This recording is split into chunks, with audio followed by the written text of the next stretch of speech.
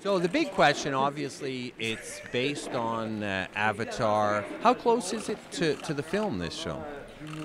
But it's a transposition, it's an evocation, of course. And we couldn't make the movie. And what's the purpose of remaking the movie on stage?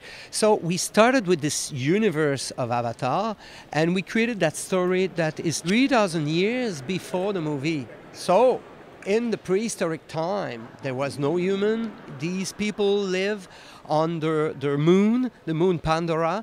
And of course, a lot is happening, a lot of volcanic eruptions, a lot of territorial war between the different clans. So it's not just gentle and nice on that planet. There's some tension happening. So we tap on this, and we see another part of this culture, the Na'vi culture, that we didn't see in the movie.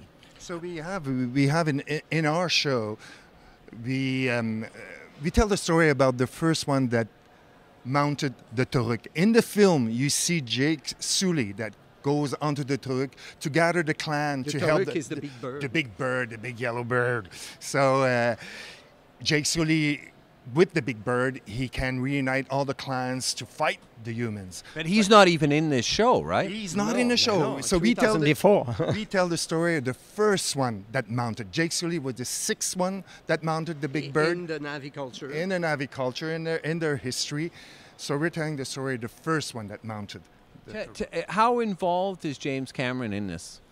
We presented the scenario to him. He was really happy, actually. One of his assistants said to us, I didn't see Jim smile so much since a long time, you know. I think he's very involved. I mean, he has to approve everything that we do because that sounds tough. No, it is his universe, and we're just excited to work with James Cameron. So he has to approve everything because everything in Avatar has to have a reason, a scientific reason. So we have to explain, if we invent an animal, we have to be very sure that we know what it eats, how it moves, and everything. So there's always a reason behind everything. So he's very involved, and even he tells us, guys, have you thought about this? Have you thought about that?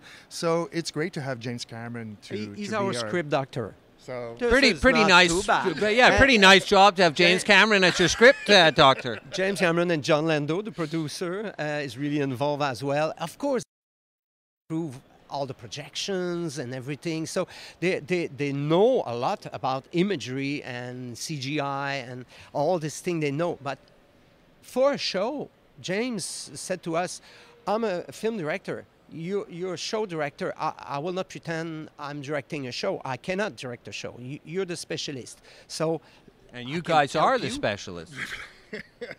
That's what he said. And there's no competition. Nobody wants to make the job of the other, and he's confident. We're just enriching ourselves with this experience, and he's helping us mounting this show. Now tell me, you guys, of course, did the first arena show for the Cirque Delirium a long time ago. So where are we at with this and compared to the other Cirque shows? Because this sounds really different. Different, yes, but it's still our universe. We use a lot of visual imagery in our shows. Delirium was like a combination of 4 IMAX on the performance. Here, the whole stadium becomes a screen projection. So we wanted to emphasize the immersion aspect of this performance. So when you come to the arena to see the show, you come on Pandora. You're with Pandora, in Pandora. But it's different in the sense there's actually someone speaking, I assume, English in the show. This is a first, I think. He will start. He's a Na'vi character. The big blue character, we all think they're avatars, but actually they're Na'vi. That's the real name. Avatars are human that dress as Na'vi in a way, become Na'vi. So we have a storyteller that will help us to go through the story and tell us what's happening. So this is maybe for the Cirque one of the first which really has a story base to start with. So we're working with the storyteller to tell the story of these 3 young people that are the quest to ride the TORUK. But it's also a bit of an action show too. Yes, exactly. Because the danger, I think, is to see this world, this universe, with too much nostalgia of our own lost Eden. We look at those people who say, "Oh, once we were like them," and it's too easy to say it was so wonderful, nothing bad happened. No, it's a Garden of Eden, Pandora, but with teeth and claws. It's dangerous. It's a danger. It's a beautiful place, but it's a very dangerous place. So we're dealing with the fact that the Na'vi don't fear. It's not in their culture, compared to us, where we fear everything. They don't fear, but they are often they put themselves often in position of danger. So that create action to not create intention between the beauty and the danger of this planet, of these animals and beasts that live on Pandora.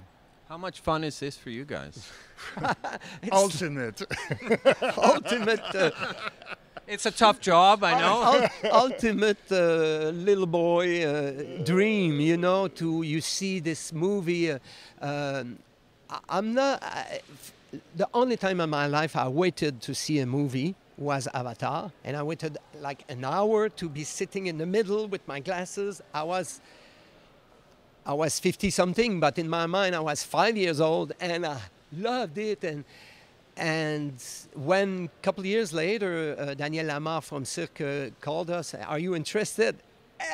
Are you crazy? You didn't wait long. Of course we're interested.